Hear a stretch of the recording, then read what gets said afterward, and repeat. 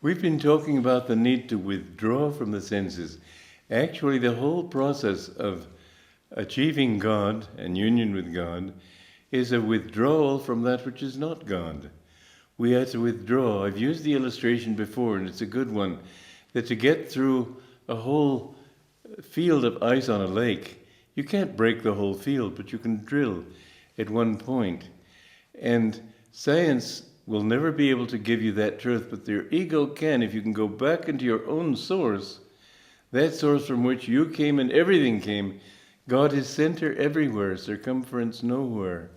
If you can get through that one point, yours is the center of the universe. And once you've penetrated that thought, then you become one with everything. But the thing is that we have to withdraw into that spot. We can't drill outwardly. Science takes you outward. Meditation takes you inward. And gradually you have to get rid of all these false self-definitions. And the more you do so, the more you will find that behind everything, behind thoughts, feelings, everything, is God. Therefore, Krishna says here, the senses are declared to be superior to the body since they convey perception. So the senses by themselves have no light, no energy, no consciousness. It's that there is perception in them. You have to withdraw from the senses to perception itself. The mind is superior to the senses, both inner and outer, since it is the perceiver. And then the discriminating intellect is superior to the mind, since it understands what it perceives. And the self is superior to the discriminating intellect, since it is both perception and understanding. So you see, we have to gradually withdraw into our own center. Like the tortoise, Krishna says, which withdraws its limbs, so we must withdraw our energy from the senses into the infinite in ourselves, our own infinity, that center, which is the center of everything. And this we can do by constantly telling ourselves, not this, I'm not that outward thing, I'm withdrawing from that. Everything you think of, feel, don't say I have to destroy it. Sometimes that works, usually it doesn't. Sometimes you can just withdraw from that. Do you like wine? Withdraw from that, you don't need it. Do you like power? Withdraw from that, what will it give you? It's a very good thing to think of the reason why different delusions are not good for you, why they don't give you what you want. In fact, there's one infallible fact about every delusion. It always breaks its promises. You can count on it. So the desire that people have for power and money and fame and all the things that they want, travel, etc., don't get rid of them by saying, no, no, no. You'll find yourself, find often those desires will only become stronger if you do. I gave you the illustration of the man who was told by his guru not to think of monkeys. Well, of course, that's all he could think about. So when you try not to think about things, that's what you tend to think about. So withdraw from that thought. Rather than giving it up, just withdraw. The way to withdraw is go deeper into the self. Release. Don't fight, release. And then you will find bit by bit that the more you give up, I've told you before that the four aspects of mind are mon, bodhi, ahankar, chitta. Chitta is the real binding thing because it says I like this, I want this, or I don't like this. So you withdraw from your likes and dislikes. Withdraw from the thing that pulls you outward and just say, I don't really need anything. Then you withdraw from the ego, and as a means of withdrawing from the ego, give up the thought of this being why, intellect can be a great trap. So you want to withdraw from that and withdraw from the mind. Gradually you get back to that superior self. Now, this is a very interesting definition. My guru used to say that the center of ego is in the medulla oblongata. And Ramana Maharshi said the center is in the heart. And I used to think, well, my basic premise is that no two realized persons can teach self-contradictory teachings. And so I understood then, because I read in my guru's book, that I understood the center of this whole universe and everything, this empyrean as he uses the word, I cognized as a point of intuitive perception in my heart. So finally, after giving up the ego, which in universal tradition, a bow is a sign of humility. That's because you release the energy here. And it's certainly true if somebody's proud, like that. But when you've given up that ego, then you get to the inner self. The inner self is not the ego. The center of your true being, it lies in chitta, in the feeling. This is why Patanjali said, Yogas chitta vritti nirodha. Yoga is the neutralization of the feelings, the whirlpool of feeling in your heart. This is where you finally need to release your attachment, release the grip of, then you go into the infinite. Now, how do you get rid of it that way? Well, the heart is the center of all feelings, of emotions and so on. And if you allow yourself to get emotional, you'll feel that it's here. But your emotions can take you downward in the spine. They can take you outward into the world. You need to direct the energy from the heart upward to the point between the eyebrows. And this is what Ananda Ma, a great saint in India, I said to her once that I felt a very great feeling of cleanliness and bliss in my heart. And she said, this is wonderful, but you must learn to direct that energy upward. In the Srimad Bhagavatam, it teaches that you should think of the heart as a lotus and direct all its petals upward toward the brain and toward the point between the eyebrows. This is, when you do that, to meditate on the heart is good. Otherwise, you will be only perhaps stirring your emotions. So it's important to understand that the secret of bhakti yoga is not just emotional devotion, but that devotion which leads you toward inner calmness. In fact, without that calmness, you can't really have devotion. So Arjuna, Krishna is teaching Arjuna to withdraw gradually from all of these perceptions, to withdraw from the intellect, to understand, and I have found this to be true, that if I try to reason a thing out, it's very difficult. It's like putting pieces together in a jigsaw puzzle. But if I give it to God and let Him guide my understanding, all of a sudden I do understand. And I have written many pieces of music, over 400, but I have never struggled to decide whether the melody should go up or down. I have only decided I wanted to write a melody on this, and this subject. Then I have given it up to God and told Him to give me a melody. Suddenly it's there. I have found that with this intuitive power I can get the answer. And a very interesting thing is that sometimes I have sought an answer and sought it for a long time and couldn't get the answer to it.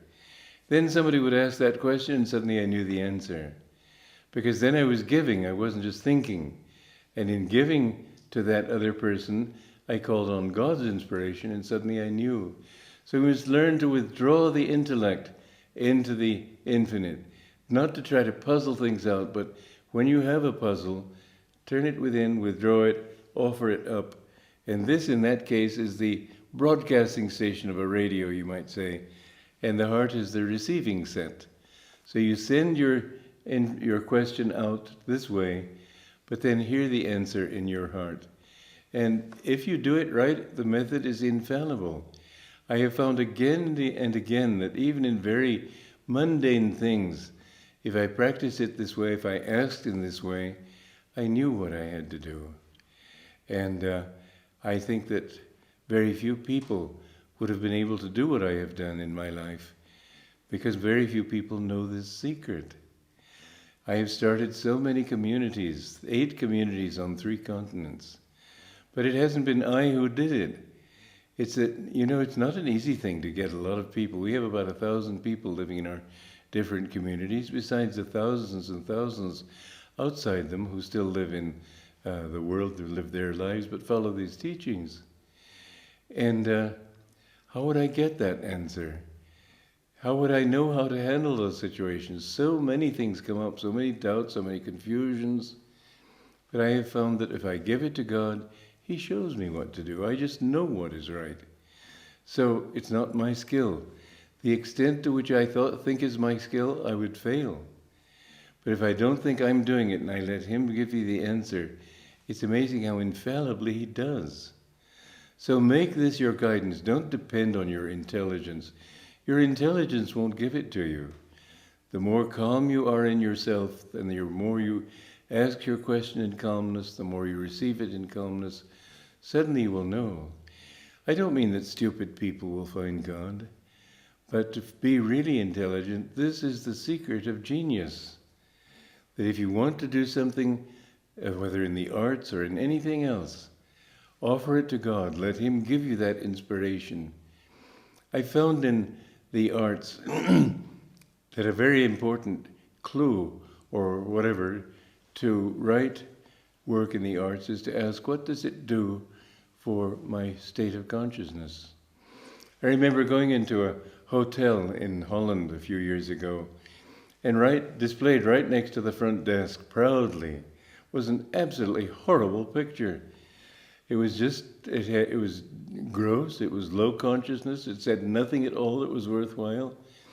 And I don't consider that good art. Good art should be that which, ask yourself this question, the artist who produced that work, would I like him to have come into my home as a guest? If you would not, then don't look at his art. I have to say that my own opinion of Picasso's is not everybody else's. I think he was completely confused. His eye up here, another eye down there. At least he had a good sense of humor. One time he had a painting displayed, and people said, "Oh, what a wonderful work!" And he finally told them the secret of it. It was painted by my monkey. Well, as I say, he could laugh at himself, and that was good. One time, somebody declared it was showed him a painting of his, and he said, "That's a fake Picasso." And the other person said, "But here it's got your signature. Don't you think I can paint a fake Picasso as well as anybody else?" So I do enjoy that sense of humor, but I don't enjoy his work. I would not care to have him in my home. I think that's the best criterion. Would I like to have this artist as a friend? Would I like to welcome into my home? Art should express something which is uplifting. And actually, it's so strange in this last 100 and something years. Art has been just a debased thing. People haven't had a sense of what was right or wrong. In the scientists, people say that there's no morality, there's no meaning in life, there's no purpose. And their art shows it. You show art is something that is completely without value. I think that a good work of art does not depend on whether it's realistic or impressionistic or surrealistic. It depends on your inner consciousness. If you have an uplifted consciousness, even a surreal work will uplift you. If you have a debased consciousness, it won't matter if it's impressionistic or realistic or anything else. Don't think of the form of art, think of the spirit of it. And this is how we should be in our lives too. Think, we're living in an age of great confusion on these points. Therefore, I want to emphasize it. Do those things which inspire you. And don't think that they're worthwhile just because nobody can understand them or because they're new and different. None of those things are real. So withdraw from the world and its involvements. And the more you find yourself guided by God, I have found that inspiring melodies come to me when I don't create them myself. That's why I say I've never done anything in my life, because I've let Him do it through me. But I've been amazed to see how wonderfully He can do it if I open myself to that flow. So when I write a melody, I open myself to Him. I hold my mind and my heart up. I say, give me a melody that says that. And all of a sudden it comes. I don't have to work for it. You'll be amazed how much, if you really allow God to work through you, how well you can do everything. And this is true in business. It's true in the most mundane activities. It's true in your studies. I remember many times I have, in my studies, just tuned into the subject rather than think my way through them. the way I passed my Greek exam was a very good example, because I just was so bored with Greek, and I never went to class. I never did, I don't think I did any assignments, or if I did, it was one or two. And the professor, when the exam time was coming around, said several times, well, of course, there are some people here who might as well not appear for the exam. And everybody looked at me and laughed. But when it came time to study, I kept putting it off until the last night, and I thought, my God, I've got to do something. I really didn't expect to flunk that exam. I planned to pass it, but I don't know how I could have done so, how I could have thought that with any common sense. Nonetheless, the night before I sat for that exam, I told myself, you're a Greek. And suddenly I found myself in tune with that aspect of divine consciousness which speaks Greek. Those people, thoughts are universally, not individually rooted. And if you tune into the source of all that, you find yourself, you can know anything and do anything.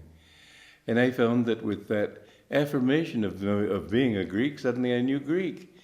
And I can't say that I could know it if I hadn't studied at all or didn't have a book to go by.